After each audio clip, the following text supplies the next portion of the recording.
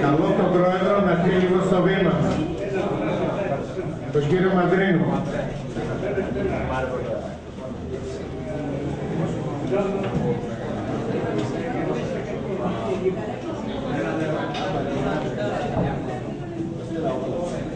Καλησπέρα σας και καλώς ήρθατε.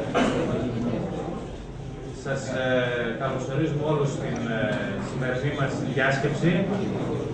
Ευχαριστούμε για την παρουσία του κύριο Λάσκο Χρήστο, μέλος της Κεντρικής Επιτροπής του ΣΥΡΙΖΑ, τον κύριο Πάκη Γεώργιο, εκπρόσωπο της ΔΙΜΑΡ, τον κύριο Τοσουνίδη Θεόδωρο, πολιτευτή γραμματέας πολιτικού σχεδιασμού της ΑΝΕΛ, τον κύριο Δελή Γιάννη από το Κομμουνιστικό Κόμμα Ελλάδας, τον νομικό σύμβουλο του Εμπορικού και Βιομηχανικού Επιμελητηρίου, τον κύριο Κωνσταντίνο Χατζηγιαννάκη, και τον πρόεδρο της Ομοσπονδίας Βιοτεχνικών Σωματείων, της Αδελφής Ομοσπονδίας, Παπαργύρη Ιωάννη. Κύριε Πρόεδρε, ελάτε στο βήμα για να ξεκινήσουμε στη ζέστη την εκδήλωση.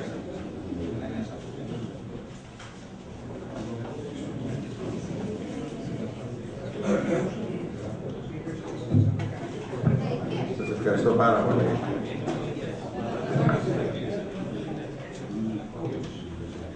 Καταρχήν θέλω να ευχαριστήσω τους εκπροσώπους των κομμάτων που είναι σήμερα μαζί μας, που ανταποκρίθηκαν στο κάλεσμα και ήρθαν, ο εκπρόσωπος του ΣΥΡΙΖΑ, της Δημοκρατικής Αριστεράς, του Κομμουνιστικού Κόμματος και των Ανεξάρτητων Ελλήνων. Ευχαριστώ πάρα πολύ για την τιμή που μας έκανε και ο πρόεδρος του Τεχνικού Επιμελητηρίου, εκπρόσωπος του Εμποροβιομηχανικού Επιμελητηρίου, ο πρόεδρος της Ομοσπονδίας Βιοτεχνικών Σωματείων και οι πρόεδροι και εκπρόσωποι από σωματεία, μέλη και συνδέσμους του νομού Θεσσαλονίκης και ορισμένοι και της Βόρειου Ελλάδος. Κυρίες και κύριοι, αγαπητοί συνάδελφοι, η Ομοσπονδία μας έκρινε σκόπιμο να διοργανώσει τη σημερινή εκδήλωση προκειμένου με την παρουσία των καλεσμένων μας και τη διευρυμένη συμμετοχή συνδικαλιστικών οργανώσεων και φορέων στήριξης των μικρομεσαίων επιχειρηματιών από όλη τη Βόρεια Ελλάδα να παρουσιαστούν και να αναλυθούν τα κύρια προβλήματα των επιχειρήσεων αυτών, καθώς και η γενικότερη οικονομική κατάσταση που βιώνουν σήμερα. Τέλος δε, να διαμορφωθούν θέσεις και προτάσεις προς την κυβέρνηση για την επίλυσή τους. Κυρίες και κύριοι, αφού σας ευχαριστήσω θερμά για την τιμητική παρουσία σας στη σύσκεψη αυτή, θα ήθελα ως πρόεδρος της Ομοσπονδίας Επαγγελματιών και Εμπόρων του νομού Θεσσαλονίκης να αναφερθώ στα κυριότερα προβλήματα, στο φορολογικό και το αναπτυξιακό, που αντιμετωπίζουν οι μικρομεσαίες επιχειρήσεις και να παρουσιάσω τη γενικότερη κατάσταση που επικρατεί στον χώρο των μικρομεσαίων επιχειρηματιών.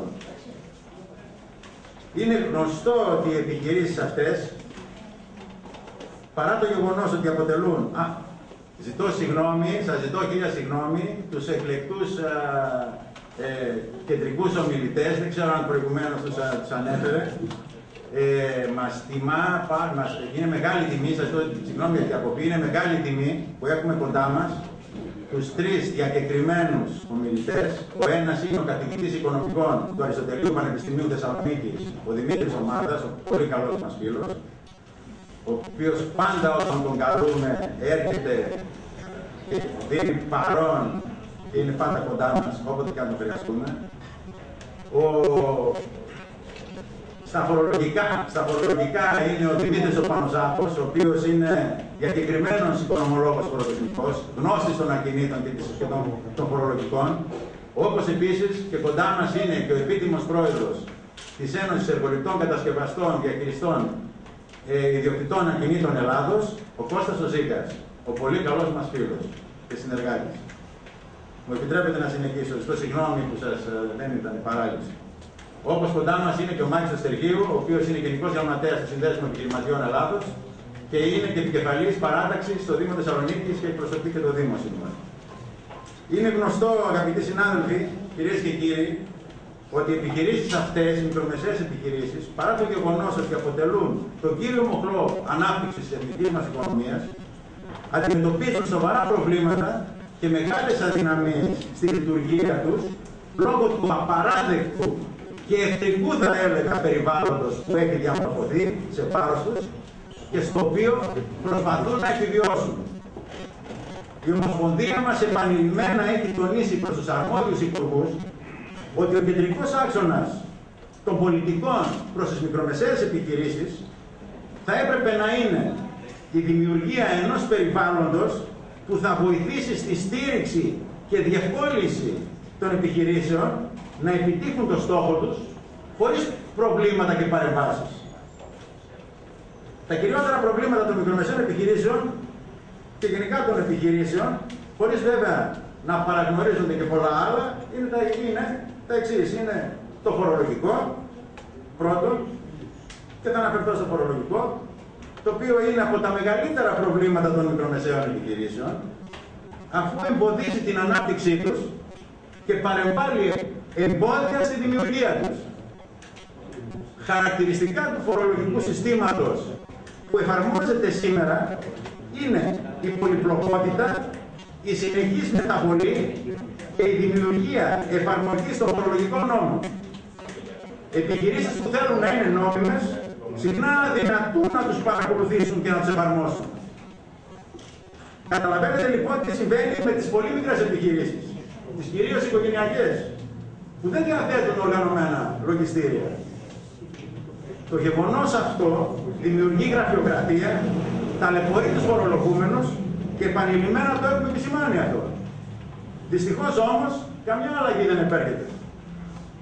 Το ισχύον φορολογικό σύστημα περιέχει μεγάλα αντικίνητρα για την ίδρυση και τη βιωσιμότητα των επιχειρήσεων. Η υπερφορολόγηση μάλιστα που τον τελευταίο καιρό έχει πάρει εξοδοτικές διαστάσεις με τις διαρκείς μεταβολές προς το χειρότερο, δυσχεραίνει τον προγραμματισμό δράσης των επιχειρήσεων και προβληματίζει τη συνέχιση της επιχειρηματικότητας. Έχουμε ζητήσει κατ' επανάληψη από το Υπουργείο Οικονομικών να παγιωθεί για μια τουλάχιστον πενταετία το φορολογικό σύστημα για τις μικρομεσαίες επιχειρήσεις. Τίποτα όμως και εδώ δεν έχει γίνει. Ο υψηλός φορολογικός συντελεστής στα κέρδη των επιχειρήσεων, οι έκτακτες εισφορές, το τέλος επιτιδεύματος, η μεγάλη προκαταβολή φόρου και τόσα άλλα φορολογικά μέτρα που ως συνήθως λαμβάνονται την τελευταία στιγμή, έχουν αποδιοργανώσει τελείως τις μικρομεσαίες επιχειρήσεις που κατά χιλιάδες κατεβάζουν ρολά και συνεχώς βάζουν λουκέτα. Όσο δεν θα συνεχίσετε η υπερφορολόγηση των επιχειρήσεων και των καταναλωτών, καθώς και ο περιορισμός των εισοδημάτων μέσω ΦΠΑ, έμεσων φόρων, της κατάργησης του αφορολόγητου ορίου, των εκτόσεων φόρων κλπ, τόσο η κατάσταση της επιχειρήσης και γενικά στην αγορά θα γίνεται περισσότερο δραματική. Εάν συνεχιστεί αυτή η κατάσταση, σε λίγο δεν θα υπάρχουν μικρομεσαίες επιχειρήσεις, αγαπητοί συνάδελφοι, κυρίες και κύριοι, πρόσωποι των κομμάτων. Και όλο το εμπόριο θα επικοινείται από τα πολυκαταστήματα και τις μεγάλες επιχειρήσεις που θα συγκεντρώνουν όλη την κατανάλωση. Αυτό πρέπει να λάβει υπόψη σας και τη μεγάλη ενεργεία που ήδη υπάρχει και τι θα δημιουργηθεί ακόμη περισσότερο, εάν συμβεί αυτό.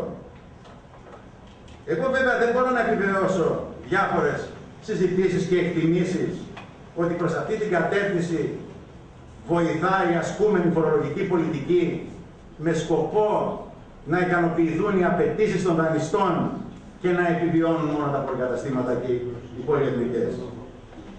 Με αυτά όμως που βλέπω, εκφράζω τη βαθιά μου ανησυχία για το παρόν και το μέλλον των επιχειρήσεων αυτών. Εφόσον συνεχιστεί η φοροπηχτική αυτή πολιτική και δεν αλλάξει άμεσα.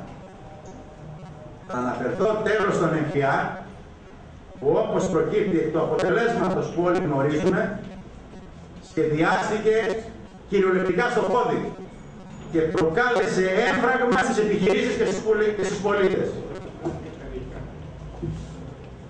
το Υπουργείο που σχεδίασε, αγαπητοί συνάδελφοι, κυρίες και κύριοι, το νόμο αυτό και οι συνεργάτες τους δεν έλαβαν σε καμιά περίπτωση υπόψη τους τη φοροδοτική ικανότητα των πολιτών και των επιχειρηματιών. Των πολιτών, του κάθε πολίτη, που επιβάλλεται από το Σύνταγμα. Και στοχοποίησαν την κατοχή παντός είδους ακινήτου, άσχετα αν δίνει εισόδημα ή όχι. Αυτό είναι αντισυνταγματικό. Και είναι παράλογο και ανεπίτρεπτο. Τέτοια δε ήταν η φορολογική μανία σε βάρος των επιχειρήσεων και των πολιτών, που συμπεριέλαβε η αφορολόγηση και τα κοτέτσια, τα γκρέμια, τα βουνά, τα λακκάδια, τα ημιτελή, τα κτίρια κλπ.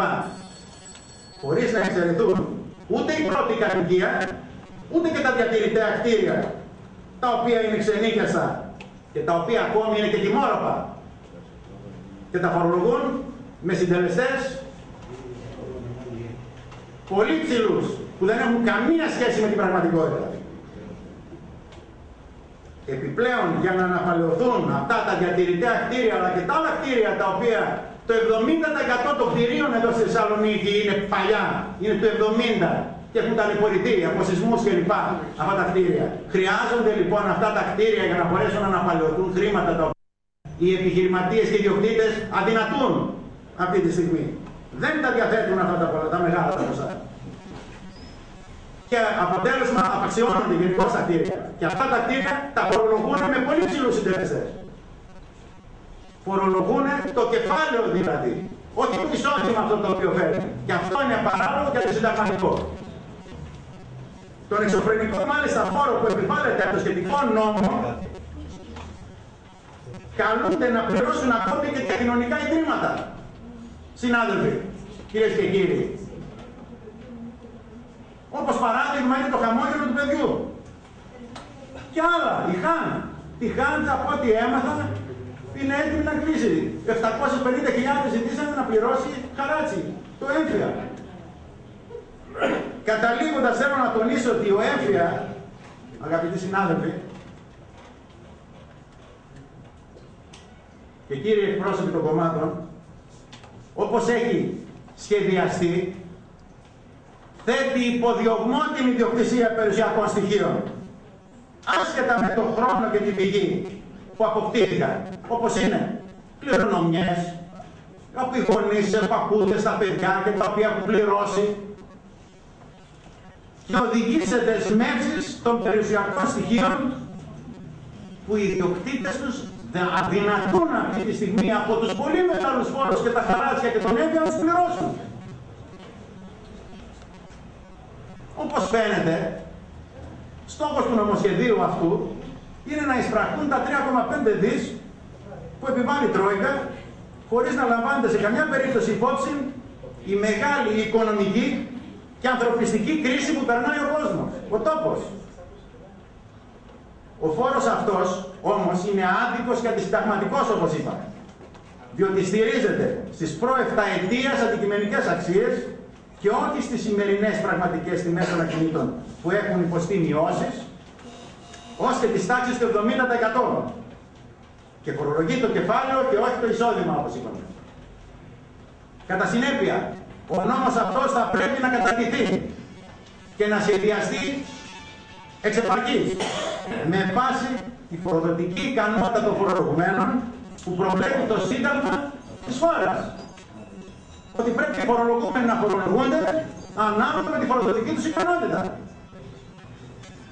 Καθώς όσον αφορά τις τελευταίες εξαγγελίες του αρμοδίου Υπουργείου, ότι αναγνωρίζει τα λάθη του νόμου και ως εκ τούτου θα γίνουν ανάλογες διορθώσεις, δεν μπορούν σε καμιά περίπτωση να σταματήσουν τις καχυποψίες που υπάρχουν, διότι οι διορθώσεις αυτές θα είναι προσχηματικές.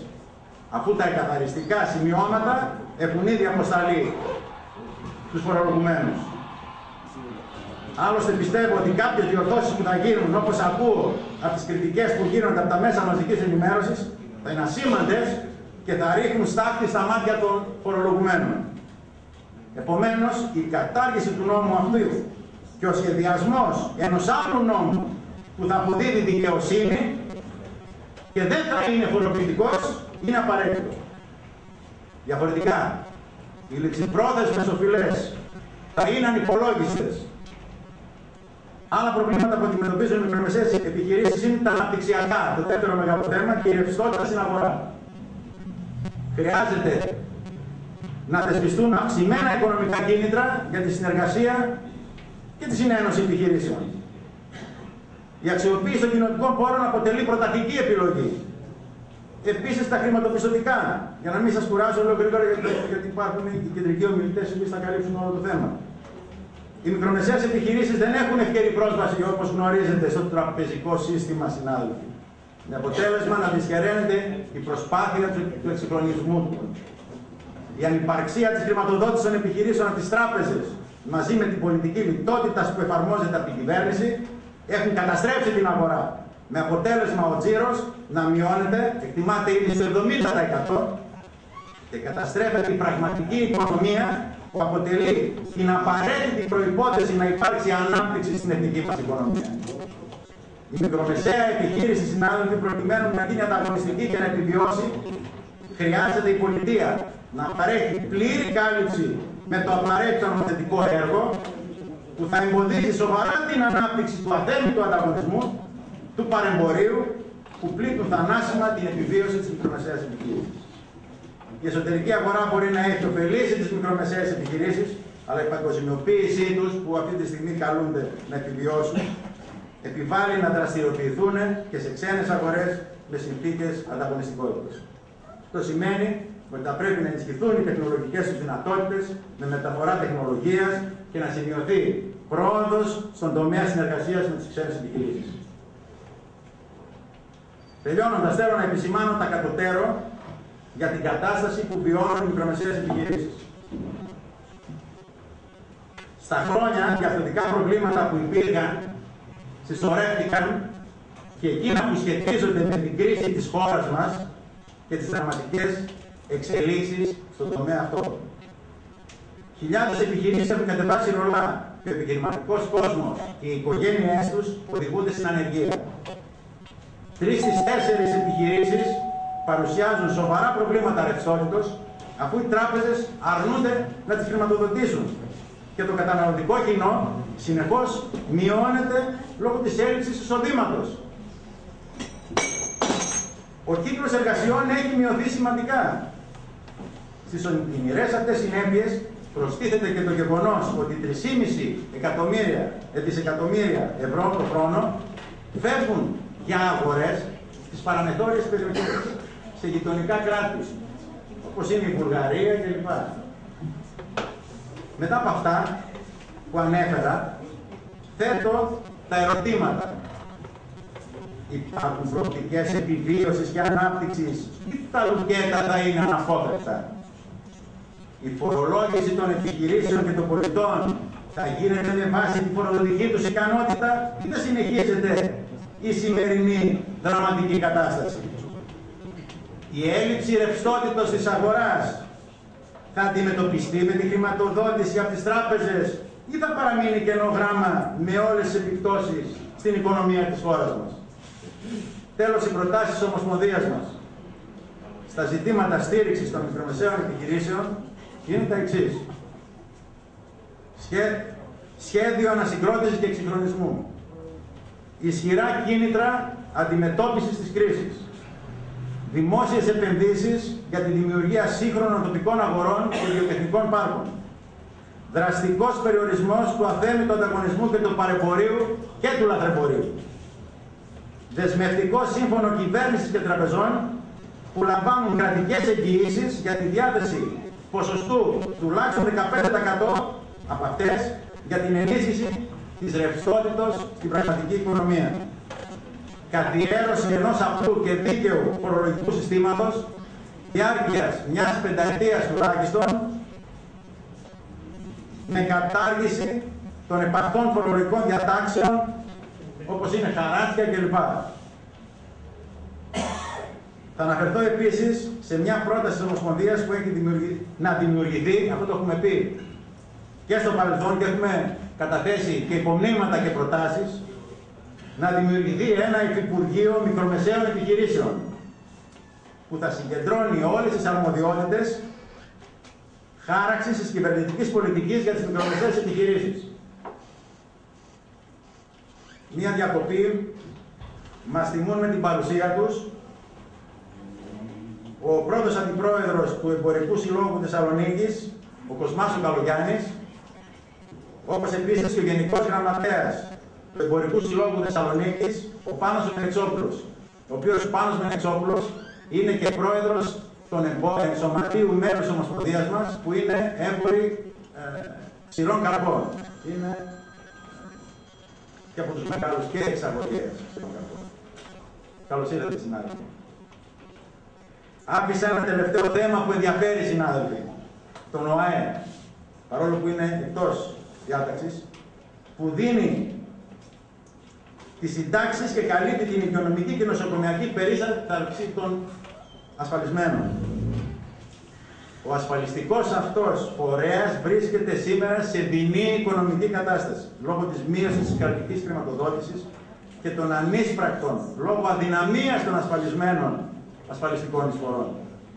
Εάν δεν λυθεί το οικονομικό αυτό πρόβλημα, τότε ο ΑΕ θα καταρρεύσει και οι ασφαλισμένοι θα στερηθούν, ήδη στερούνται και την απονομή της σύνταξης και την οικονομική και νοσοκομιακή περίθαλψη. Η Ομοσπονδία μας για το θέμα αυτό έχει εκφράσει τη διαμαρτυρία της για την κατάσταση αυτή του φορέα, αλλά έχει προτείνει και λύσεις που θα δώσουν ανάσα στον οργανισμό. Ποιες είναι οι προτάσεις? Είναι η κρατική χρηματοδότηση να συνεχιστεί αμείωτα και τα ποσά που χορηγούνται να είναι αυξημένα. Μάλιστα, αυτό μπορεί να γίνει με τη διάθεση του αναγκαίου ποσού από το πλεόνασμα του προϋπολογισμού, ώστε να μειωθούν τα ελλείμματα και ο οργανισμός να συνεχίσει μια νέα οικονομική πορεία. Δεύτερον, για να εισπράξει τα ληξιπρόθεσμες οφειλές, έχουμε προτείνει το αυτονόητο, να γίνει μια ρύθμιση που να προβλέπει 100 και πάνω δόσεις, χωρίς προϋποθέσεις και άλλες διατυπώσεις που υπήρξαν αφορμή για να αποτύχουν οι προηγούμενες ρυθμίσεις. Άλλες προτάσεις είναι να παγώσουν για ορισμένο χρονικό διάστημα οι ληξιπρόθεσμες οφειλές για να μπορέσουν να πληρώνουν κανονικά οι τρέχουσες. Η πληρωμή ταυτόχρονα των ληξιπρόθεσμων οφειλών και των τρέχουσών είναι αδύνατη, διότι οι μικρομεσαίες επιχειρήσεις λόγω της κρίσης στερούνται κάτι εισοδήματος πλέον. Σε κάθε περίπτωση όμως θα πρέπει να συνεχιστεί η παροχή ιατροφαρμακευτικής και νοσοκομιακής περίθαλψης, που αποτελεί μεγάλο κοινωνικό θέμα και είναι κοινωνικό αγαθό. Είναι αδιανόητο σήμερα να υπάρχει ένας πολίτης, ένας μικρομεσαίος επιχειρηματίας που να μην τη χάνει ιατροφαρμακευτικής και νοσοκομιακής περίθαλψης. Όταν είναι κάποιος υγιής δεν το καταλαβαίνει. Υπάρχουν ασθενείς οι οποίοι έχουν βαριά νοσήματα και αλλήμον αν δεν έχουν τη δυνατότητα της κάλυψης αυτής. Πολλές φορές έχουμε διαμαρτυρηθεί, έχουμε καταθέσει υπομνήματα και αυτό το θέμα πρέπει να λυθεί οριστικά.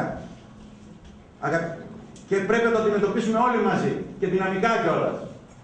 Όπως όλα τα προηγούμενα που είπα.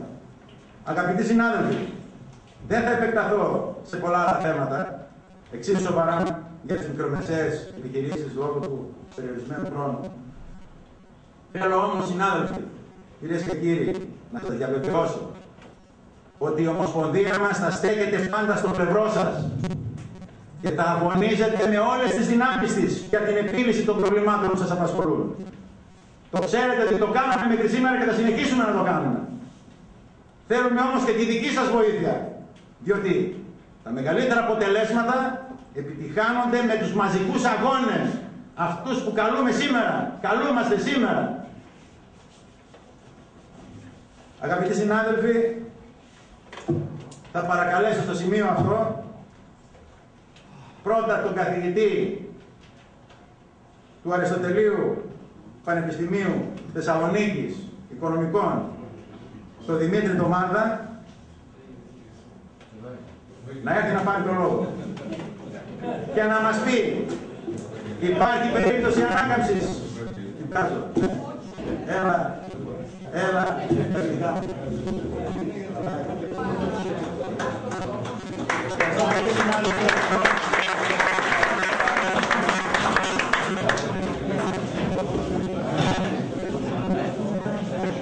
Κυρίες και κύριοι, αγαπητοί προσκεκλημένοι, κύριε Πρόεδρε, Λίγο ησυχία σας παρακαλώ, γιατί έχουμε ανάγκη να ακούσουμε αυτά που θα πει ο καθηγητής. η ζέστη είναι πολύ, δεν θα μακρηγορήσω. Απλά και μόνο έχω να πω την εξής απάντηση στην ερώτηση που τέθηκε. Δεν είναι δυνατόν να μην υπάρχει προοπτική σε μια τέτοια χώρα. Όχι μόνο σε αυτή τη χώρα, σε οποιαδήποτε χώρα. Το γεγονός ότι αντιμετωπίζουμε αυτά τα προβλήματα και είμαστε στο σημείο που είμαστε, αυτό δεν σημαίνει ότι δεν μπορούμε να βρεθούμε σε ένα άλλο σημείο πολύ καλύτερο από αυτό που είμαστε. Δεν είμαστε οι πρώτοι στον πλανήτη που έχουμε πτωχεύσει. Υπάρχουν χώρες πάρα πολύ ισχυρές, όπως η Γερμανία που έχει πτωχεύσει 3 φορές. Υπάρχουν και άλλες χώρες οι οποίες αντιμετωπίζουν παρόμοια προβλήματα σε εμάς. Κάποια ώρα ξεμπλοκάρουν και περπατούν. Απλά και μόνο, όπως συχνά λέμε, πρέπει να γίνει το αυτονόητο. Σε ό,τι αφορά τα θέματα της ρευστότητας. Η κρίση ρευστότητας στη χώρα είναι πολύ πιο επικίνδυνη από την κρίση χρέους. Η κρίση χρέους αντιμετωπίζεται. Στη χειρότερη περίπτωση κάτι θα μας χαρίσουν. Ή κάπως θα τα μεταφέρουμε, κάπως θα τα μαζέψουμε, μπορεί να εφευρεθεί ένας μηχανισμός στο μέλλον και κάπου να κουρευτούν κάποια πράγματα χωρίς το πάρει πολύ χαμπάρι κόσμος ο οποίος μας δάνεισε. Γιατί προσέξτε, τα χρέη μας είναι κρατικά πλέον. Είναι διμερή και ένα κομμάτι του χρέους προέρχεται από τον μηχανισμό στήριξης, τον ευρωπαϊκό. Αλλά και αυτός εδώ όμως ο μηχανισμός πήρε χρήματα από κράτη. Ως εκ τούτου, όποτε ανακοινωθεί σε αυτά τα κράτη ότι μας χαρίζουν δάνεια, μπορεί να πέσουν κυβερνήσεις. Δηλαδή, φανταστείτε τώρα ένα σενάριο όπου βγαίνει ένας πρωθυπουργός ή ο υπουργός οικονομικών της Γαλλίας και της Γερμανίας στη Βουλή τους και λέει από τα 45 δις που δώσαμε, τα 15 δις θα τα κάνουμε δω. Στο δω θα γίνει τη δώρα δηλαδή, θα γίνει τη Βουλή στο κοινοβούλιο. Εύκολα, είναι φυσικό. Άρα αυτό είναι δύσκολο το κουρεύω. Βέβαια υπάρχουν τρόποι, αν θέλουμε, να μην πληρώσουμε, αλλά είναι έξυπνοι τρόποι που θέλουν λίγο χρόνο, λίγο να ξεχαστεί αυτό το οποίο συμβαίνει. Εν πάση περιπτώσει, η οικονομία έχει λύσεις πάντοτε να δώσει σε θέματα τέτοια δύσκολα που είναι η κρίση χρέους. Το πρόβλημα της ρευστότητας είναι αυτό το οποίο το ζούμε και είναι πολύ διαφορετικό από την κρίση του χρέους. Εδώ υπάρχουν πάλι λύσεις. Εμείς, έχοντας μια μικρή ομάδα εργασίας, έχουμε προτείνει κάποιες λύσεις. Μπορεί να είναι ανορθόδοξες λύσεις. Αλλά εν πάση περιπτώσει υπάρχουν λύσεις. Και δεν είναι δικές μας λύσεις. Είναι λύσεις που ακούγονται σε όλη την Ευρώπη. Απλά και μόνο εμείς εξειδικεύσαμε και δώσαμε κάποιες λύσεις βασισμένες σε κάποια συγκεκριμένα παραδείγματα. Ως εκ τούτου και το θέμα της ρευστότητας μπορεί να αντιμετωπιστεί χωρίς να επιστρέψουμε στη δραχμή. Δεν είμαι από αυτούς που υποστηρίζουν ότι η επιστροφή στη δραχμή θα λύσει τα προβλήματα της χώρας. Δεν πρόκειται να λύσει. Όχι όπως δεν πρόκειται να λύσει, θα τα οξύνει κιόλας. Και έχω την αίσθηση ότι και οι ένθερμοι υποστηρικτές της επιστροφής της δραχμής στη δραχμή έχουν βάλει λίγο νερό στο κρασί τους. Γι' αυτό δεν ακούγονται και πολύ. Ερχόμαστε λίγο στα αυτονόητα. Πριν από λίγο χρονικό διάστημα, με τον νόμο 1251 του 2014, με την τροποποίηση μάλλον που έγινε στον νόμο, χαρίστηκαν στην ουσία πρόστιμα της τάξης των 850 εκατομμυρίων σύμφωνα με τον Γενικό Γραμματέα της Διαφάνειας, τον κύριο Σούτα, ή 1.200 εκατομμύρια σύμφωνα με τον ΣΥΡΙΖΑ, εν πάση περιπτώσει κάπου εκεί γύρω είναι. Αλήθεια. Χαρίστηκαν σε συγκεκριμένες εταιρείες του πετρελαίου. Βάλτε ένα δις κατά μέσο. Από τον έμφυα θέλουμε να μαζέψουμε 2,5 δις. Όχι 2,5 δις, 2,5 δις θέλαμε να μαζέψουμε. Ξαφνικά το 2,5 δις έγινε 3,6 δις, κατέληξε στο 3,3 δις. Δεν αναρωτήθηκε κάποιος στο Υπουργείο πώς το 2,5 έγινε 3,5 δις. Δηλαδή, χάρηκαν επειδή θα εισπράξουν περισσότερους φόρους. Δεν έπρεπε να αναρωτηθούν πώς βγήκε αυτό το αποτέλεσμα. Οπότε έχουμε 3,6 δις ή έστω 2,6 δις φόρους από τα έμφυα και περίπου 1 δις δώρο κατευθείαν με μια τροπολογία, η οποία ψηφίστηκε στη Βουλή. Και αναρωτιέμαι βέβαια, αλλά με τον τρόπο που γράφει αυτή η τροπολογία μπορώ να σας πω, και μετά που μου ήρθε να τη διαβάσω και να τη δω προσεκτικά για να δω τι γίνεται, έκανα 2 τηλέφωνα για να κατανοήσω κάποιους όρους μέσα στην τροπολογία, οι οποίοι όροι οδηγούσαν δεν είναι χάρισμα, απλά και μόνο ενώ έπρεπε να τους πληρώσουν θα βρεθούν στα δικαστήρια. Τώρα, τι θα πληρώσουν από τα δικαστήρια, πάντως το ένα δεν μπορεί να το πληρώσουν. Θα βγουν ελαφρυντικά, διάφορα τα οποία υπάρχουν και μπορεί να πληρωθεί και τίποτα. Αλλά ήταν όμως πρόστιμο το οποίο έπρεπε να πληρωθεί. Και θα έπαιρναν αυτά τα χρήματα στα ταμεία του κράτους. Εμείς τα λέμε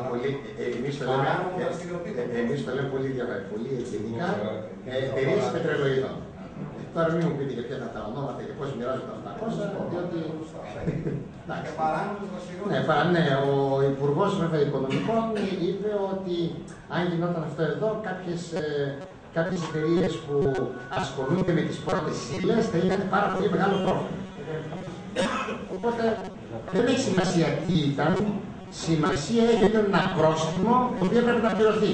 Σύμφωνα με έναν νόμο ο οποίος άλλαξε για να μην πληρωθεί. Και τα υπόλοιπα, ναι, ξέρετε πώς είμαστε στο συγκεκριμένο θέμα και θα παρακολουθούμε παραδείγματα. Λοιπόν, και έχουμε έναν έμφυα. Τι θα περίμενε κάποιος από αυτόν τον φόρο? Θα περίμενε, όχι ότι συμφωνώ με αυτή τη λογική που θα σας πω, αλλά εν πάση περιπτώσει θα περίμενε κάποιος που λέει ότι η χώρα αντιμετωπίζει κάποιο πρόβλημα, πρέπει να μαζέψει κάποια χρήματα, οπότε εν πάση περιπτώσει να βρεθούν κάποια χρήματα. Θα περίμενε ο φόρος της εκείρης περιουσίας, του προηγούμενου ΣΟΦΑ, μαζί με το χαράτσι, να βγάλει ένα άκρισμα το οποίο να ήταν λίγο ψηλότερο από τον έμφυα. Για να μαζέψει τα χρήματα τα οποία θέλει. Αυτό θα περίμενε κάποιος. Αποτέλεσμα, εγώ την Παρασκευή δεν άρχισα τον υπολογιστή μου, όταν ανακοινώθηκε, λέω θέλω να κάνω στον κύριο. Τουλάχιστον να συγχυστώ τη Δευτέρα. Τη Δευτέρα όμως, που τον άρχισα, άρχισα να παίρνω και τηλέφωνα σε φίλους και γνωστούς, και έλεγα παιδιά τι πληρώνετε και τι δεν πληρώσετε. Και τα ποσά, τα ξέρετε, δεν υπάρχει λόγος τώρα. Είναι σε ορισμένες περιπτώσεις εξωφρενικά.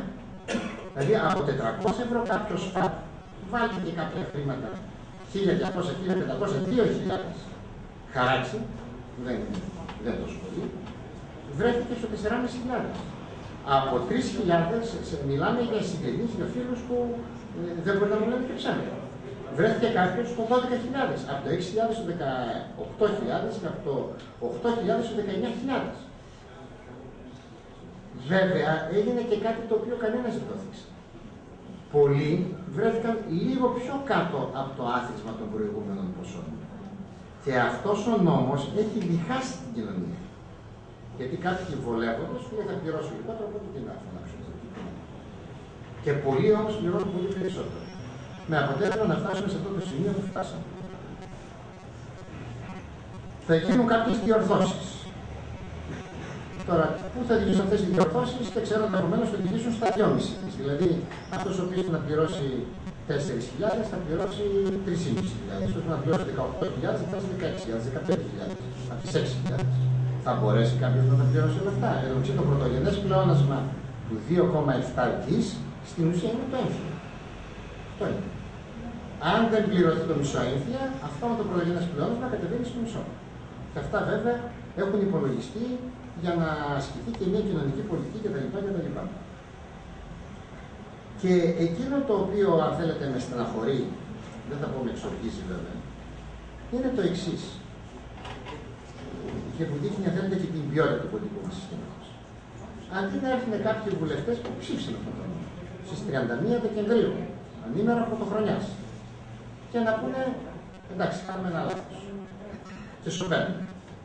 Σωπαίνουν. Η σιωπή είναι στην αξιοπρέπεια. Έχουμε βουλευτές και υπουργούς, και η υπουργός συγκεκριμένου, ο οποίος είπε, όποιος έκανε το λάθος θα τον εξοικήσω. Ο δικός μας υπουργός. Λοιπόν, οι οποίοι αμέσως μετά την ανακοίνωση των αποτελεσμάτων, ενώ ψήφισαν αυτόν τον νόμο και τον στήριξαν αυτόν τον νόμο, βγαίνουν στα ραδιόφωνα και τις τηλεοράσεις και οπουδήποτε αλλού και καταργούνται αυτόν τον νόμο. Και αναρωτιέμαι, ο κύριος Γιακουμάκος ποιον πρέπει να χαστούκίσει? Αν είχε καθρέφτες στο σπίτι του, έπρεπε να χαστούκίσει τον εαυτό του, καταρχάς. Και να πήγαινε σε έναν από τους βουλευτές της Νέας Δημοκρατίας και του ΠΑΣΟΚ και να τους έδινε ένα χαστούκι. Διότι και πολύ εύκολα παλασσόμαστε των ευθυνών μας. Ποιοι ευθύνονται για όλο αυτό το χάλι? Ευθύνονται κάποιοι που βρίσκονται γύρω μας, όχι εμείς που είμαστε στη μέση. Αν θεωρήσουμε εμείς που είμαστε στη μέση, είναι το πολιτικό σύστημα. Ή, εν πάση περιπτώσει, οι βουλευτές που ψήφισαν. Ποιοι ευθύνονται? Αυτοί που έκαναν την εισήγηση. Αυτή η εισήγηση ήρθε από την Αγγλία. Ή αυτή η εισήγηση έγινε από μια ομάδα τεχνοκρατών. Πώς λειτουργήσε αυτή η ομάδα τεχνοκρατών? Πήραν μια εντολή και τους είπαν: φτιάξτε μας έναν φόρο να μας δίνει 2,6 δις, θέλουμε να φορολογηθεί. Αυτό τους δόθηκε ένα πλάνο και ήρθε αυτή η ομάδα τεχνοκρατών και έφτιαξε αυτόν τον νόμο. Αν τους έλεγε, επειδή τους βρήκαν, μου είπανε ότι αν μας έλεγαν ότι θέλω να εισπράξω 1 ή 1,5 δις, ως κράτος θα κάνουμε κάτι διαφορετικό. Μας είπανε 2,5, αυτό μπορέσαμε, αυτό κάναμε. Η ερώτηση είναι, την ευθύνη την έχει ο εισηγητής ή την ευθύνη την έχει αυτός ο οποίος ψηφίζει? Αυτό το πράγμα, αυτή η εισήγηση έγινε νόμος, που σημαίνει πέρασε από το Υπουργείο Οικονομικών, συντάχθηκε, υπάρχουν οι ανάλογες επιτροπές, πήγε στην Επιτροπή Αρμόδια της Βουλής, συζητήθηκε, έφτασε στη Βουλή και ψηφίστηκε. Δεύτερη ερώτηση. Φτάνει στο Υπουργείο Οικονομικών. Μία εισήγηση για ένα στείλει νόμο. Πόσο δύσκολο είναι το Υπουργείο Οικονομικών να πάρει 10.000 ε9 και στο πλαίσιο μιας εικονικής πραγματικότητας να βγάλει το έμφυο. Να βγάλει και το ΦΑΠ, να μαζέψει και το χαράτσι από τη ΔΕΗ και να πει: γιατί γίνεται? Το 6.000 είναι 18.000 μπορεί να πει. Δηλαδή, πόσο δύσκολο ήταν να πάρουν τις μαμάς τους, τις πεθεράς τους, του πεθερού τους, γιατί ιδίως οι πεθερές και οι πεθεροί είναι πολύ μόνο τελευταία. Δικαιολογούν και το πόθεν έσχεση βουλευτών, υπουργών, υπουργών και οτιδήποτε άλλο. Να πάρουν να δουν τι πλήρωναν, τι θα πληρώσουν και να δουν αυτή η εισήγηση που ήρθε σύμφωνα με την εντολή που δόθηκε, πατάει γερά στα πόδια της. Και αν δεν πατάει, να γίνουν κάποιες βελτιώσεις πριν φτάσει στη Βουλή. Και ερχόμαστε στους βουλευτές. Δεν θα τολμήσω να πω, τον διάβασαν τον νόμο. Το άρθρο 4 που είναι το πιο επίμαχο, που όλοι δεν μπορεί στο κηλικείο της Βουλής μη συζητούσαν, ρε παιδιά, ποιο είναι και το άρθρο το οποίο εισάγει την γενοκτονία? Το άρθρο 4 είναι αυτό το άρθρο. Άρα δεν υπάρχει άλλο, όλα τα υπόλοιπα είναι μια σάλτσα. Το έριξε μια ματιά. Δηλαδή, δεν ευθύνονται, είναι τη σχολή και τη Σοφοή, γιατί και του κύριου Σοφοή τη σχολή σε αυτή την ιστορία. Είναι τη σχολή και τη Σοφοή ή είναι μια άλλη σχολή που λέει ότι είμαστε βουλευτές και πρέπει να ρίχνουμε μια ματιά και να διορθώνουμε αυτά τα οποία μας έχουν? Διαφορετικά δεν υπήρχε λόγο να κάνει. Οι εισηγητές τεχνοκράτες να το έβγαζαν κατευθείαν με έναν παράξενο τρόπο να πήγαινε στο φέκο τη εισήγηση και τελειώνει. Και έχουμε αυτή τη μία πλευρά του ποταμού. Και έχουμε τη δεύτερη πλευρά του ποταμού. Έρχονται πάλι βουλευτές, υπουργοί και υπουργοί και λένε φταίνουν οι κομπιουτεράτες. Αυτή, το πρόγραμμα αυτό. Τι είναι ένα πρόγραμμα σε ένα τηλεφώνημα? Εδώ κάποιος κομπιουτεράτες μπορεί να στα δώσει και πολύ πιο αναλυτικά. Τι είναι ένα πρόγραμμα ένας υπολογιστή? Μεταφράζει τα άρθρα, τους δείκτες των πινάκων και ό,τι άλλο έχει ένας νόμος, τα μεταφράζει στη γλώσσα του υπολογιστή. Δεν είναι και το κομπιουτεράς να πει αυτό δεν μου αρέσει, το αλλάζω και κάνω διαφορετικά. Ό,τι τους είπανε, αυτό μετάφρασε. Και εκεί και ένα πρόγραμμα. Αυτός ο οποίος δούλευε το συγκεκριμένο πρόγραμμα μπορεί να μην ήξερε ότι δουλεύει και το έμφυα. Έβλεπε ότι δουλεύει ένα νόμο, που μπορεί να μην νοιάζονταν καν για το ποια είναι η επικεφαλίδα του νόμου. Δούλευε έναν νόμο, αυτός νόμος προβλέπει κάποια πράγματα, τα πήρε, τα έκανε σε γλώσσα υπολογιστή, τα παρανατροποποίησε όπως λέμε και τέλειωσε. Αυτός ευθύνεται? Δηλαδή, ευθύνονται οι τεχνοκράτες που το έφτιαξαν. Ευθύνονται οι κομπιουτεράτες και αυτοί που το ψήφισαν δεν έχουν καμία ευθύνη. Λοιπόν, δεν μπορεί να λειτουργήσει έτσι ένα σύστημα. Δηλαδή, στην ερώτηση αν υπάρχει προοπτική σε αυτή την οικονομία, καταρχάς το ερώτημα πρέπει να πάει λίγο πιο πίσω και να δούμε ποια είναι η ποιότητα πια του πολιτικού μας συστήματος. Εγώ δέχομαι να πω ότι έρχεται η Τρόικα η οποία λέει πρέπει να κάνει αυτό και αυτό. Η Τρόικα δεν είπε. Η Τρόικα είπε θέλω 2,6 δις για να ξέρουμε τι είναι η Τρόικα. Αυτό είπε η Τρόικα. Δεν είπε διακηρυτέα χαρατσόστετα. Ή δεν είπε αυτή τη διάταξη που λέει: αν δεν υπάρχει αντικειμενική αξία, πάμε στην κατώτερη τη περιοχή. Αν δεν υπάρχει στην κατώτερη τη περιοχή, πάμε στο Δήμο. Αν δεν υπάρχει στο Δήμο, πάμε στην περιφέρεια. Οπότε καταλαβαίνετε, η κατώτερη τη περιφέρεια σε σχέση με ένα σπιτάκι, δηλαδή η γυναίκα μου τώρα για να γελάσετε, έχει από κληρονομιά ένα σπίτι γερούσιμο. Αν βέβαια γερούσιμο είναι να κλείνει και να γελάμε. Ένα σπιτάκι κληρονομιά στι Σέρρες, το οποίο δεν μπορεί να μείνει άνθρωπο, ενδεχομένω κάποια γελάδα, κάποιο χείρο έτσι μπορεί να μείνει εκεί μέσα. Λοιπόν, κλήθηκε να πληρώσει 254 ευρώ έμφυ. Δεν έχει κεραυνό, δεν έχει τίποτα. Για 45 τετραγωνικά, 55 τετραγωνικά. Και σας δίνω τώρα μια περίπτωση που την έχω στο σπίτι μου. Δεν μπορεί να περπατήσει έτσι αυτή η οικονομία. Και ούτε η Ευρώπη βέβαια τώρα, αυτό είναι βέβαια ένα άλλο εδώ. Βέβαια ο Economist έβγαλε ένα έτσι άρθρο, αλλά βέβαια σήμερα σποροτήθηκα. Του λέω: κοιτάξτε τι γίνεται. Καταρχάς έχει πολύ σωστό το άρθρο του Economist που λέει ότι η Ευρώπη δεν μπορεί να συνεχίσει, αλλά να δούμε και ποιο σκοπιμό της για τέτοιο άρθρο. Δηλαδή δεν μπορεί να συνεχίσει το ευρώ, άρα καλά είμαστε στη λίρα. Ή δεν μπορεί να συνεχίσει το ευρώ, αλλά πρέπει να αλλάξει αυτή η πολιτική, η νεοφιλελεύθερη, και να πάμε σε μια άλλη. Αλλά ο Economist τον έφερε όπως υποστηρικτής αυτής της νεοφιλελεύθερης πολιτικής από τότε πριν καν βγει. Το 1980, το 1980. Λοιπόν, οπότε και λίγο αυτά τα δημοσίευματα πρέπει να τα προσέχουμε. Λοιπόν, δεν νομίζω ότι δεν θέλω να σας κουράσω έτσι περισσότερο, αλλά το αυτονόητο είναι να ελεγχθεί το λαθρεμπόριο των καυσίμων. Τώρα, αν σας πω έτσι από περιέργεια, γιατί ασχολούμαστε με το θέμα, ενδεχομένως να ξέρετε, έχουμε κάνει και κάποιες μελέτες, και μπορώ να σας πω προς τιμή του Γενικού Γραμματεία Διαφάνειας, ο οποίος ασχολείται με αυτό το θέμα εν μέσω καρχαριών μπορώ. Και ασχολείται και ετοιμάζει έτσι και μία έκθεση να βγάλει που του δίνουμε κάποια στοιχεία που μας τα ζήτησε. Και κάνει μια πάρα πολύ σοβαρή δουλειά που δίνει όλο το προφίλ. Ένα πράγμα που θα σας πω έτσι, το οποίο θα γελάσετε. Μπαίνουμε σε αυτά τα ηλεκτρονικά συστήματα πλέον παρακολούθηση αυτής της ροής. Η ροή είναι πάρα πολύ απλή. Έρχεται ένα τάκερ, ξεφορτώνει παραγωγό το πετρέλαιο, μπαίνει σε κάποιες εξάμηνες. Και το πετρέλαιο αυτό που έρχεται στο μαζούκ είναι με από 8 έως 12% βενζίνες, καθαρίζεται με τις βενζίνες και φέρνει το μαζούκ. Καταρχάς, δεν υπάρχει ένα ρολογάκι να μετράει την μπαίνει. Αυτό για να εγκατασταθεί, ξέρετε πόσους μήνες θα πάρει. Μάλλον, έχουμε οργανίσει κάποιους μήνες. Πόσους μήνες προγραμματίστηκε να πάρει η τοποθέτηση των σχετικών ρολογιών που θα μετρούν και η ροή του αργού πετρελαίου προς τις δεξαμενές. 27 μήνες.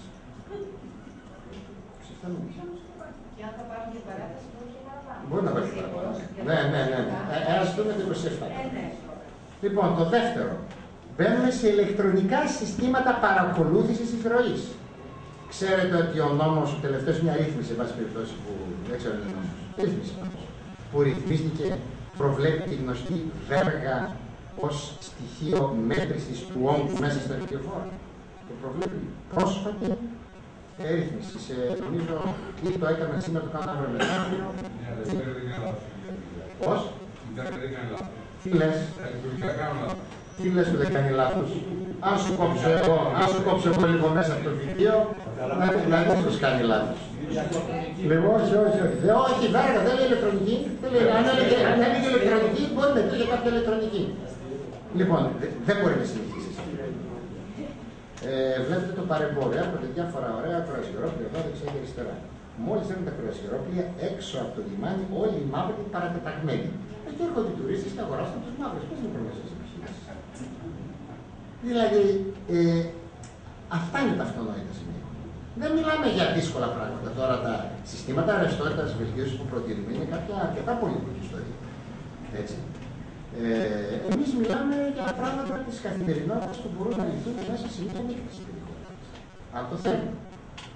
Το ζητούμε ότι δεν υπάρχει πολιτική βούληση και έχω την αίσθηση ότι μπορεί να πιστεύει το πολιτικό σύστημα ότι μπορεί να την γλιτώσει χωρίς να κάνει αυτά τα οποία πρέπει να κάνει. Και εδώ θα περίμενα την Τρόικα λίγο παραπάνω πιεστική σε κάποια πράγματα, που και αυτή δεν την βλέπω. Ας πούμε, στο λαθρεμπόριο καυσίμων έπρεπε να ήταν κέρβερος η Τρόικα. Ενδεχομένως να ξεγελάσετε αυτή την ιστορία του πετρελαίου θέρμανσης σκηνής που ξέρετε αυτή την πράγμα, η εξίσωση του φόρου που έχει γίνει, η οποία δεν περιόρισε το λαθρεμπόριο καυσίμων. Άλλο λάθος και αυτό. Περιόρισε τη φοροαποφυγή. Τη φοροδιαφυγή. Άλλο λαθρεμπόριο, άλλο φοροδιαφυγή. Και εδώ υπάρχει λάθος. Αυτό όμως το λάθος μπορεί να τους μπέρδεψε. Γιατί σου λέει έβαλε ένα μηχανισμό ο οποίος κόβει το λαθρεμπόριο. Λοιπόν, δεν θα σου κουράσω, δεν νομίζω να σου είπα, γιατί κάτι για ποια θέματα τι θα έλεγες, αλλά εσύ υποθέτω στα τεχνικά κομμάτια θα επιμένεις. Οπότε εγώ έφερνα λίγο στα κομμάτια της οδοκτός συνάδελφος του Παναζάκου, που θα ξέρει πολύ καλύτερα από μένα τεχνικά κομμάτια. Οπότε, ξέρετε, αν μπορείτε να βγάλετε ένα σύστημα, ένα σύνθημα επιστροφής στο αυτονόητο ή κάτι τέτοιο που να αρχίσει να το προτάσετε έτσι ώστε μήπως και κάποιοι έτσι στη Βουλή κοιμηθούν και κάτι γίνει. Τώρα θα έρθει πάλι εδώ ο Πρωθυπουργός με την έκθεση, θα σας ζητήσει, υποθέτω, πάλι η μνημόνια, όσο το περσινό, δεν υπάρχει λόγος να κουράσει εδώ στο περσινό. Από περίεργο είμαι Γενικός Γραμματέας του 2000 στο Γενικός Γραμματέας Εμπορίου. Επισκεπτόμουν τα επιμελητήρια και κατέγραφα τα ζήματά τους. Θέλω από περιέργεια, θα πάω και στο επαγγελματικό και το βιοτεχνικό που τα έχω καταγράψει, τα έχω ακόμα κρατημένα. Λοιπόν, από περιέργεια θα πάω για να δω τι έχει αλλάξει. Διότι αν έχουν αλλάξει τα μισά, καταλαβαίνεις στις 10 επισκέψεις οι 5 εκτές πρέπει να είναι ίδιες. Και μετά να αλλάζουν γιατί θα έχουν διορθωθεί κάποιον, οπότε στην επόμενη δεκαετία θα διορθωθούν τα μισά. Σας ευχαριστώ πάρα πολύ. Νομίζω ότι δεν χρειάζεται να σας πω να σας περιμένει. Άλλωστε το οποίο το έχουμε βιώσει όλοι, άρα κατά συνέπεια δεν χρειάζεται να πω εγώ τι θα βιώσω. Μπορώ όμως να πω τι μπορεί να ακολουθήσει ως συνέχεια. Θέλω λοιπόν πριν ξεκινήσω να συνεχίσω και που τελείωσε ο αξιότιμος φίλος μου καθηγητής, ότι είναι αλήθεια ότι μετά το Economist που έκανε μια αναφορά στην ελάφρυνση και εγώ λόγω του τον αυτό, στην ελάφρυνση, στην αλλαγή, στη χαλαρότητα της νομισματικής πολιτικής, σήμερα υπάρχει μια πολύ ενδιαφέρουσα έκθεση της Goldman Sachs. Η Goldman Sachs σήμερα λέει ότι το ευρώ και το δολάριο το 2017 θα έχουν την ίδια ισοτιμία. Είναι η εκτίμησή τους και αρχίζει και ρίχνει την ισοτιμία του ευρώ και του δολαρίου από το χρόνο, από το 2015. Κατεβάζοντας την εκτίμηση περίπου στο 1,22 για το 2015 και προς τα κάτω μέχρι το 2017. Και βέβαια αυτό θα γίνει με νομισματική χαλαρότητα. Για να το κάνουμε πρακτικό, γιατί λέμε τύπωμα χρήματος. Να το κάνουμε πρακτικό. Για να συνεννοούμαστε τι σημαίνει νομισματική χαλαρότητα, γιατί στη χώρα πολλές φορές αποφεύγουμε τις πρακτικές ή καθημερινές εκφράσεις. Το λέω αυτό γιατί θέλω να εξηγήσω ή θέλω να το συνδέσω με το επόμενο. Είναι πράγματι στοιχείο το χρέος, κανείς μπορεί να το διαχειριστεί. Άλλωστε, ο κ. Μάρτης θα μπορούσε να πει ότι η Αργεντινή δεν το έχεις από το χρέος, αλλά πρώτα το έχεις από τη ρευστότητα. Από την έλλειψη της ρευστότητας. Και στη χώρα λοιπόν, εκεί που οδηγούμαστε τώρα, είναι το θέμα της αύξησης, της μείωσης ή αν θέλετε η όξυση της ρευστότητας. Θέλω να πω την άποψή μου ότι οι φόροι είναι ένα από τα στοιχεία που συντελούν στη μείωση της ρευστότητας. Όσο πιο πολλά λεφτά παίρνει κανείς από την τσέπη των καταναλωτών και των επιχειρήσεων, τόσο πιο οξυμένο είναι το πρόβλημα της ρευστότητας. Όταν λοιπόν κανείς διαβάζει και ακούει το 15 το 16, από οποιαδήποτε διαδικασία, μπορεί να είναι συζήτηση και πολιτικοκοινωνική, στην Ευρωπαϊκή Ένωση αρχίζουν και αλλάζουν το θέμα ή σκέφτονται το θέμα της νομισματικής πολιτικής. Και όταν στην χώρα μόνιμα συζητάμε το θέμα της παραγωγής και το πρόβλημα της παραγωγής ή της ενίσχυσης παραγωγής πηγάζει από το ότι δεν υπάρχει ρευστότητα, είναι παράλογο να οξύνεις το πρόβλημα της ρευστότητας αυξάνοντας τους φόρους. Και το είπα όλο αυτό γιατί θέλω να έρθω στον έμφυα. Ο έμφυα λοιπόν θέλω να πω ότι έχει ένα ιδιαίτερο χαρακτηριστικό που για μένα, πρέπει να σου πω ότι στον περίπου 30 χρόνια με αυτό το ζήτημα, με έχει προβληματίσει πάρα πολύ. Νομίζω ότι δεν έχω ξαναδεί φορολογικό νόμο να φορολογεί τόσο πολύ τα μέσα παραγωγής. Γιατί συζητάμε για ακίνητα. Και ναι, δεν μπορεί να συζητάμε για τα ακίνητα που έχω εγώ, λέω ως φυσικό πρόσωπο ή οποιοδήποτε άλλος, δεν πρέπει να μας διαφεύγει όμως ότι φορολογεί και τα ακίνητα των μονάδων παραγωγής. Είτε αυτό είναι εργοστάσιο, είτε είναι. Ναι, όχι. Είτε είναι. Έτσι. Είτε είναι μια βιοτεχνία. Αυτό όμως να ξέρετε, αρχίζει και δημιουργεί διάφορα προβλήματα. Και να αρχίσω εγώ, δεν ξέρω αν θα είναι λαϊκισμός, αλλά να το θέσω ως παράδειγμα.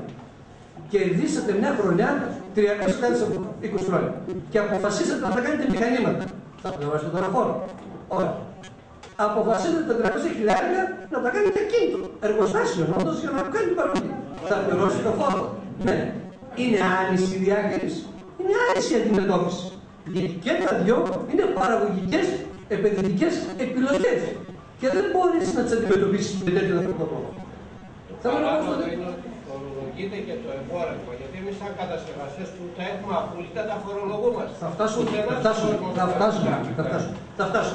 Πάω κομμάτι. Με πρόλαβε κύριος. Αυτό το στοιχείο, αν το εξειδικεύσει κανείς στις τεχνικές εταιρείες, θα οδηγηθεί στο ότι φορολογούνται και αυτό που εμπορεύονται. Αυτό που είπε ο κύριος, δηλαδή τα ακίνητα τα οποία τους έμειναν απόλυτα, τα κάνουν. Άρα λοιπόν στην πραγματικότητα όμως το πρόβλημα δεν ξεκινάει από το ότι ο φόρος αυτός είναι ένας φόρος εισοδήματος ή που με βάση την απόδοση, την οικονομική σου απόδοση καταβάλεις ό,τι μπορείς να συνεισφέρεις στην πολιτεία, αλλά είναι ένας φόρος που βασικά φορολογεί το τι κατέχεις. Και εδώ θέλω να σας πω ότι εγώ θα προσπαθήσω να είμαι πάλι πολύ απλός, γιατί νομίζω ότι έχω μια δεύτερη αντίθεση που έγινε. Στον τελευταίο φορολογικό νόμο εισοδήματος, στον περιβόητη 41-72, ο οποίος ισχύει από φέτος, από μια πρώτη καταθέσιμα, αν και μερικές διατάξεις το ενσωματώθηκαν και πέρυσι του 2013 με μια τροποποίηση που έγινε στην αρχή, το εισόδημα από τα ενίκια, που τι είναι, εισόδημα ακινήτων. Και το εισόδημα από τους στόχους, τα βάζω σε παραβολή και έχω λόγο που το κάνω, θεωρούνται και τα δύο εισόδημα κεφαλαίου και έχουν ενσωματωθεί, έχουν συμπεριληφθεί στο ίδιο κεφάλαιο. Μάλιστα, αν δούμε τη νέα διατύπωση του νόμου 41-72, ο τίτλος του είναι πρόσοδοι από κεφάλαιο και από κάτω το εξειδικεύει. Αν είναι από μετοχές, αν είναι από ενίκια, αν είναι από τόκους. Ενώ λοιπόν η λογική εκεί ήταν ότι στα ενίκια θα αλλάξω το συντελεστή φορολόγησης γιατί έχει άνηση αντιμετώπιση απέναντι στον φόρο από τους τόκους, και αφού οι τόκοι είναι έσοδο κεφαλαίου και φορολογούνται με 10% με ξεχωριστή κλίμακα, έτσι θα αντιμετωπίσω και τα ενίκια, ενώ το έκανε αυτό στην ίδια την περιουσία που πηγάζει αυτό το εισόδημα, οι καταθέσεις δηλαδή ή το ακίνητο, αλλάζει η αντιμετώπιση φορολόγησης και ειδικά με τον έμφυο. Θέλω λοιπόν να εξηγήσω ότι εδώ υπάρχει μια επίσης σύγκρουση στην σκέψη την οποία είχαν οι τεχνοκράτες, οι πολιτικοί παράγοντες, κατά τη δική μου άποψη και οι δύο, στην ανάλυση αυτό. Γιατί στο ένα νομοσχέδιο χρησιμοποίησαν μια συγκεκριμένη λογική, εξίσωση των εσόδων του κεφαλαίου, και στην άλλη διάκριση του ίδιου του κεφαλαίου κατά το δοκού. Και νομίζω ότι αυτό είναι ένα στοιχείο το οποίο θα πρέπει να επισημάνει η Ομοσπονδία, γιατί δεν μπορείς να έχεις επιχείρημα εκεί. Γιατί στην πράξη η λογική αυτή οδήγησε να το κάνω έτσι ή να το βάλω έτσι με τις λέξεις για να πάρω στους φόρους που παραπάνω μπορώ. Δεν έχει όμως καμία οικονομική ανάλυση που να συμπορεύεται. Το επόμενο στοιχείο το οποίο θέλω να σημειώσω είναι ότι ακούγονται, γιατί δεν θέλω να συζητήσω πόσο κολλίζουν, τα έχουμε υπολογίσει όλοι. Να μην κάνουμε συζήτηση για τα ηλικία, γιατί θα πω για κουβέντες παρακάτω, αλλά δεν τα έχουμε βιώσει όλοι. Έγινε μια μεγάλη συζήτηση για τις διορθώσεις. Πρέπει να σας πω ότι δεν μπορούσαν να γίνουν διορθώσεις. Η συζήτηση ήταν περιττή. Γιατί έπρεπε να συμφωνήσουμε σε αυτό το κριτήριο ότι ο βασικός ο νόμος έμεινε. Είναι αλήθεια ότι δημιουργήθηκε ένα θέμα πάρα πολύ έντονο και πρέπει να σας πω ότι η πλειοψηφία του διαλόγου, του κοινωνικού διαλόγου που επικράτησε αυτές τις μέρες, οφειλόταν σε αυτό και κατά τη δική μου γνώμη, επειδή οφειλόταν σε ένα συγκεκριμένο θέμα, χάθηκε η ουσία. Ποιο ήταν? Κατά τη διαδικασία υπολογισμού ή σχεδίων που έγιναν για να υπολογιστούν οι φόροι ή όποια ανάγκη φαίνεται στο Υπουργείο, κάνοντας χρήση του περιβόητου νόμου 42-23, ανακάλυψε ότι υπήρχαν κενά. Είτε από λάθη υποβολής δήλωσης, είτε γιατί δεν έχουμε κτηματολόγια. Σε αυτό λοιπόν που είπε ο μου καθηγητής που πήγαμε από την αντικειμενική, άμα δεν έχει το χωριό στο κεφαλοχώρι, άμα έχει το κεφαλοχώρι στην πόλη και άμα δεν έχει πόλη πρωτεύουσα της περιφέρειας, πρέπει να σας πω, το πιστεύουμε, δεν το πιστεύουμε, έγινε με μια υπουργική απόφαση.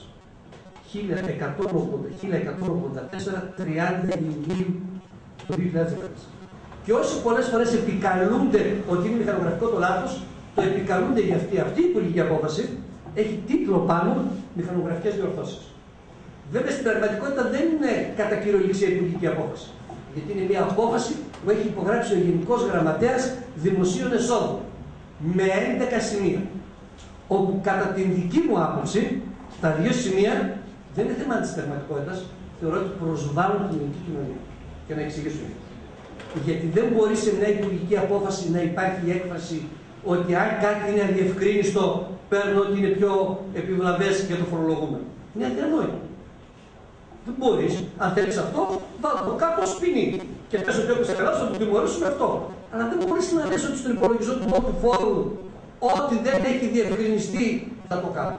Πρέπει λοιπόν να σας πω ότι η συγκεκριμένη διάταξη το έχει απόφαση 3 φορές κατά λέξη. Και θεωρώ ότι το ότι δεν έγινε μία και αναφορά στη συγκεκριμένη πολιτική απόφαση ήταν κακό. Για 2 λόγους. Πρώτον, για να ξεφύγουμε από την θεωρία, και κατά τη δική μου άποψη είναι αλήθεια, το πιστεύω αυτό, ότι η κρατική μηχανή από μόνη της δουλεύει ιδανικά. Αυτή είναι μια απόδειξη ότι η κρατική μηχανή στη χώρα, μπορούμε να κάνουμε συζήτηση γιατί, πάντως από μόνη της η κρατική μηχανή σε αυτή τη χώρα δεν δουλεύει ποτέ ιδανικά. Και σήμερα είδαμε το πιο ακραίο της παράδειγμα. Είναι μια υπουργική απόφαση, η εξουσία του Γενικού Γραμματέα απορρέει από τον νόμο, δεν πέρασε από τη Βουλή, δυστυχώς καθηγητά μου, δεν ασχολήθηκε όμως κανείς. Αυτό είναι το δεύτερο ζήτημα της πολιτικής. Η μεν κρατική μηχανή την έβγαλε, προσβάλλοντας τους πολίτες, λέγοντας ότι δεν με ενδιαφέρει, όπου υπάρχουν αμφισβητήσεις ή οτιδήποτε, εγώ παίρνω ότι είναι πιο δυσβάστατο για το φορολογούμενο. Και η πολιτική ηγεσία δεν ασχολείται. Γιατί κάποιος πρέπει να πει, παιδιά, αυτή ανακαλείται. Γιατί δεν την ανακαλέσαμε. Πήγαμε τώρα με τροπολογία του νόμου να το ξεπεράσουμε. Αλλά την αφήσαμε σαν να δεχόμαστε ότι κάποιος κάτι έκανε. Εγώ θεωρώ ότι στην χώρα, στην κοινωνία, στους πολίτες και στα κοινά, κάποιος να λέει, παιδιά, αυτή η υπουργική απόφαση είναι λάθος και ανακαλείται. Για να ξέρουμε το τι γίνεται. Επειδή όμως το μεγάλο πρόβλημα προκλήθηκε από αυτήν εδώ, δεν θα αλλάξουν πολλά στον ΕΦΙΑ. Γι' αυτό θέλω να πω. Η εικόνα λοιπόν έγινε για τους περιβόητους 4.000 οικισμούς που δεν έχουν αντικειμενικές, όπου η πλειοψηφία των οποίων, οι αξίες των οποίων έχουν προέρχεται στο λάθος από τη συγκεκριμένη πολιτική απόφαση και όλες οι παρεμβάσεις οι οποίες γίνονται σχετίζονται με αυτό. Πρέπει να σας πω ότι η εκτίμηση είναι ότι δεν θα πέσει πάνω από 200 εκατομμύρια το σύνολο του ΕΦΙΑ. Όλη αυτή η νέα εκαθάριση δεν θα πέσει κάτω. Ο ΕΦΙΑ ξεκίνησε με μια εκτίμηση ότι χρειάζεται 2,6 δις. Πήγαμε σε μια διαδικασία ότι επειδή στη χώρα υπάρχει αδυναμία καταβολής των φόρων, να υπάρξει μια πρόβλεψη ότι θα είναι 2,9 δις για να εισπράξει το κράτος στα 3,6 σίγουρα. Το 2,9 δις έγινε 3,2 και με αυτό το λάθος φτάσαμε περίπου στα 3,5. Δεν είναι εκεί. Αλλά αν έχουμε φτάσει στα 3,5, λέω εκτίμηση, δεν τα έχουμε απόλυτα. Αν όμως έχουμε φτάσει στα 3,5 και η διόρθωση προκαλεί μόνο γιατί πήγε σήμερα το δημοσίευμα λέει 165 εκατομμύρια. Εγώ το στρογγυλοποιώ στα 200, πάμε στα 3,3. Σημαίνει ότι πάλι δεν επανεξετάσαμε στην ουσία το ζήτημα αυτό. Θέλω μέσα σε αυτήν εδώ τη διαδικασία να κάνω ένα βήμα ακόμα περισσότερο. Αφού λοιπόν κατά την άποψή μου εμένα είναι ένας άδικος φόρος. Είναι ένας άδικος φόρος γιατί δεν φορολογεί εισόδημα, φορολογεί κατοχή, μια περιουσία και μάλιστα διακρίνοντάς την από την άλλη. Θα μου επιτρέψετε όμως να σας πω κατά την άποψή μου γιατί. Μάλλον πριν πάω στο γιατί. Είναι αλήθεια ότι έχει φορολογήσει ημιτελή, έχει φορολογήσει αγροτεμάχια, έχει φορολογήσει ακίνητα που δεν είναι τροφοδοτούμενα, έχει φορολογήσει εμπορεύματα όταν μιλάμε για τεχνικές εταιρείες. Λέω κατά την δική μου άποψη μονάδες παραγωγής, γιατί υπάρχουν εργοστάσια. Γιατί να σας πω εγώ ένα παράδειγμα που δεν θέλω να πω το όνομά του, αλλά αν το πω από μια μονάδα θα το πω όμως, γιατί έχω λόγο για να κάτσω στην επόμενη φάση, θα σας πω την απρόκειται. Έχω λοιπόν στα χέρια μου 2 εκαθαριστικά μιας μονάδος η οποία ασχολείται στον πρωτογενή τομέα. Μεταποίηση αυτό. Δεν είναι πώς το και γιατί δεν θέλω. Πρέπει να σας πω λοιπόν ότι αυτή η μονάδα με βάση τον ΦΑΠ πλήρωνε 114 χιλιάρικα και φέτος τους ήρθε 5.540.000. Έχω τα εκαθαριστικά στα χέρια μου για λόγους αρχής δεν τα εμφανίζω. Και το λέω για ποιο λόγο, γιατί αυτό το ποσό γιατί ήρθε. Γιατί αυτές οι μονάδες έχουν μεγάλες εγκαταστάσεις παραγωγής. Αυτά λοιπόν τα κίνητα στο τέλος υπολογίστηκε η αξία του όλα τα σπιτάκια. Πολυτελείας. Και οδηγηθήκαμε σε ευρώ. Γιατί το λέω όμως αυτό. Γιατί εγώ θεωρώ ότι στην χώρα δεν μπορούμε να συζητάμε για ανάπτυξη, για μοντέλο ενίσχυσης της παραγωγής και κύριο εργαλείο της παραγωγής να καθίσταται αντικείμενο επιπλέον φορολόγηση. Αδύνατο. Γιατί έχω να κάνω μια επένδυση σε ένα νέο εργοστάσιο, δεν το έχω καταλάβει. Για να μου βάλει κάποιο άλλο έναν άλλον ένδυα. Και αν δεν κάνω κτίριο, και αν δεν κάνω εργοστάσιο, μπορώ να κάνω παραγωγή στην χώρα. Δεν υπάρχει. Αστέγαστη επιχειρηματικότητα δεν μπορώ να το φανταστώ. Μπορώ να το φανταστώ για τον εαυτό μου, κάνω ένα επαγγελματία, να κάνω πλανόδιο, αλλά αστέγαστη επιχειρηματικότητα είναι ασκή εμπορία. Είναι ασκή παραγωγή, δεν μπορώ να το φανταστώ. Μπορεί να κάνουν άλλοι όμως αυτό το πράγμα. Ίσως αυτό είναι το σχέδιο. Ναι, εγώ θα σα πω για την προσωπική μου άποψη ότι δεν υπήρχε σχέδιο. Η προσωπική μου άποψη ότι δεν υπήρχε σχέδιο και θα σα πω το επόμενο σχέδιο. Θα σου πω την άποψη.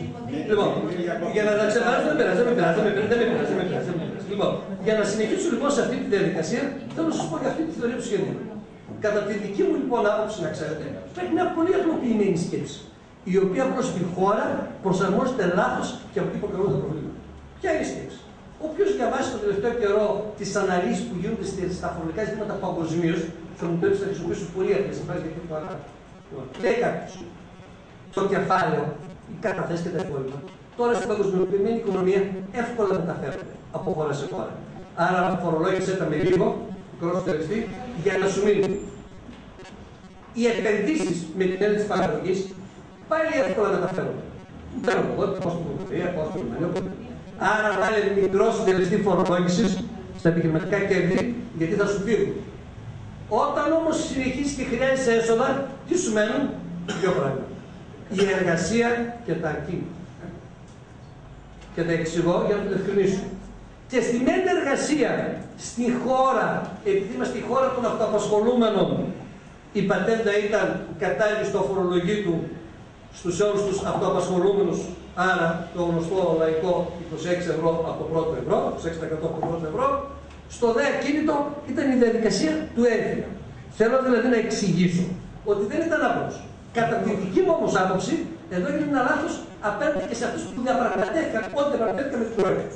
Γιατί κάποιος έπρεπε να εξηγήσει ότι στην Ελλάδα το ακίνητο έχει ιδιαιτερότητες.